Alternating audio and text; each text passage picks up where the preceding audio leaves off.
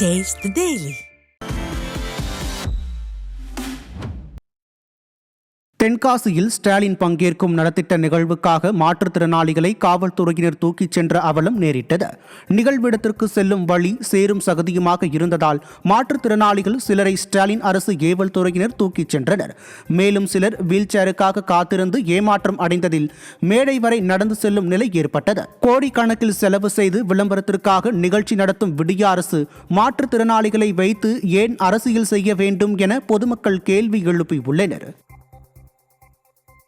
வடகிழக்கு பருவமழையை ஒட்டி பாதுகாப்பில்லாத பேனர்களை அகற்றுமாறு நீதிமன்றம் உத்தரவிட்டும் சென்னையின் முக்கிய இடங்களில் பேனர்கள் அகற்றப்படாததாக குற்றச்சாட்டு எழுந்துள்ளது. அண்ணா சாலை, ஜிபி ரோடு, திருவல்லிக்கேணி சாலையில் முறையான அனுமதியின்றி வைக்கப்பட்ட பேனர்களும், தீவுத்திடல் அருகே தீபாவளி பட்டாசு விளம்பரங்களுக்காக வைத்த பேனர்களும் இன்னும் அகற்றப்படாமல் உள்ளது. இதனால் மழை காலத்தில் பேனர்கள் கீழே விழுந்து விபத்துக்கள் ஏற்படும் அபாயம் இருந்தும் விடிய அரசின் மாநகராட்சி நிர்வாகம் நீதிமன்ற உத்தரவுகளை காற்றில் பறக்கவிட்டு கை கட்டி வேடிக்கை பார்ப்பதாக மக்கள் குற்றம் சாட்டுகின்றனர். இந்த ரோட்டில் இருக்கிற பேனர்லாம் கொஞ்சம் அதுக்குனா நல்லதாக தான் இருக்கும். போகிற பப்ளிக்கு கொஞ்சம் டிஸ்டன்ஸாக இருக்குது. ஏன்னா ஒருத்தர் தலையில் விழுந்துருச்சுன்னா கஷ்டமாக இருக்கும். அதேமாதிரி வண்டி கிண்டி போகிறதுக்கும் டிராஃபிக் ஓவர் ஆகிடுது. அந்த பேனர் விழுறதுனால நீங்கள் கார்பரேஷன் சொல்லி நீங்கள் அது பேனரை தடுக்கிறது ரொம்ப நல்லது. அது பப்ளிக்காக உத்தரவு கடைபிடிச்சா ரொம்ப நல்லது. அது கவர்மெண்ட்டுக்கு, அது பப்ளிக்கும் நல்லது. கடலூர் மாவட்டம் பன்ருட்டி அருகே 1200 ஆண்டுகள் பழமை வாய்ந்த பல்லவர் காலத்தைச் சேர்ந்த மூத்த தேவியின் கல் சிற்பம் கண்டுபிடிக்கப்பட்டுள்ளது.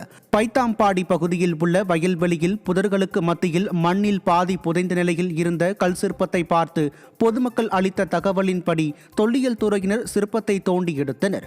பழங்கால மக்கள் மூத்த தேவியை ஏரிகள், ஆறுகள், ஓடைகள் உள்ளிட்ட நீர்நிலைகளை பாதுகாக்கும் கடவுளாக வணங்கி வந்ததாக கூறப்படுகிறது.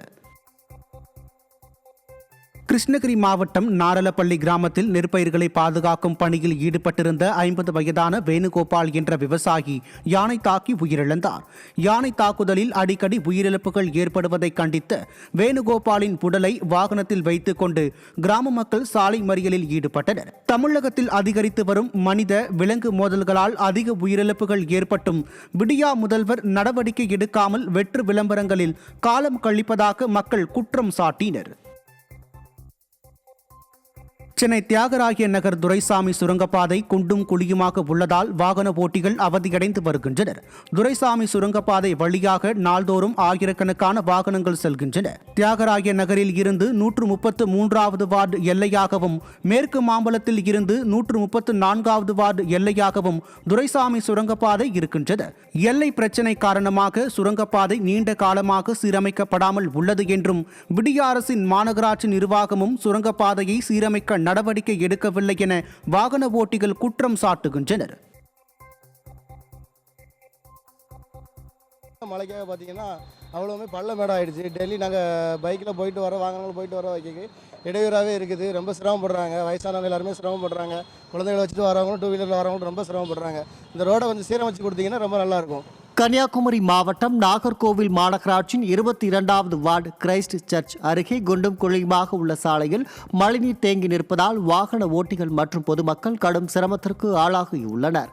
கிரைஸ்ட் சர்ச் அருகே ஏற்கனவே இருந்த வடிகாலை அடைத்துவிட்டு சாலை அமைத்ததால் மழைநீர் வெளியேற வழியில்லாமல் தண்ணீர் தேங்கியுள்ளது. இதனால் இருசக்கர வாகனங்களில் செல்பவர்கள் தவறி விழுந்து விபத்தில் சிக்குகின்றனர். குண்டும் குழியுமாக உள்ள சாலையை சீரமைக்க கோரி பலமுறை புகார் அளித்தும் விடிய அரசின் மாநகராட்சி நிர்வாகம் கண்டுகொள்ளவில்லை என மக்கள் குற்றம் சாட்டுகின்றனர்.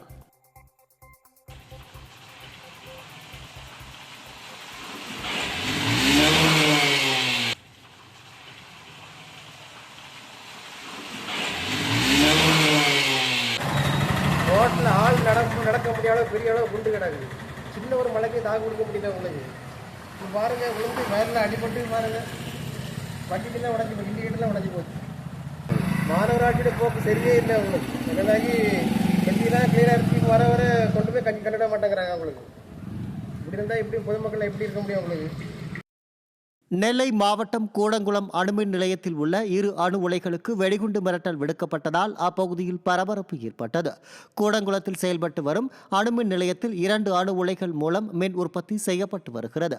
இந்த நிலையில் முதல் மற்றும் 2வது அணு உலைகளுக்கு வாட்ஸ்அப் மூலம் வெடிகுண்டு மிரட்டல் விடுக்கப்பட்டதாக கூறப்படுகிறது.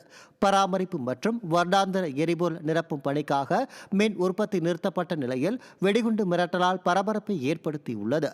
ஸ்டாலின் ஆட்சி பொறுப்பேற்றது முதல் போலி வெடிகுண்டு மிரட்டல் கலாச்சாரம் அதிகரித்து பீதியில் ஆழ்த்துவதாக மக்கள் குற்றம் சாட்டுகின்றனர்.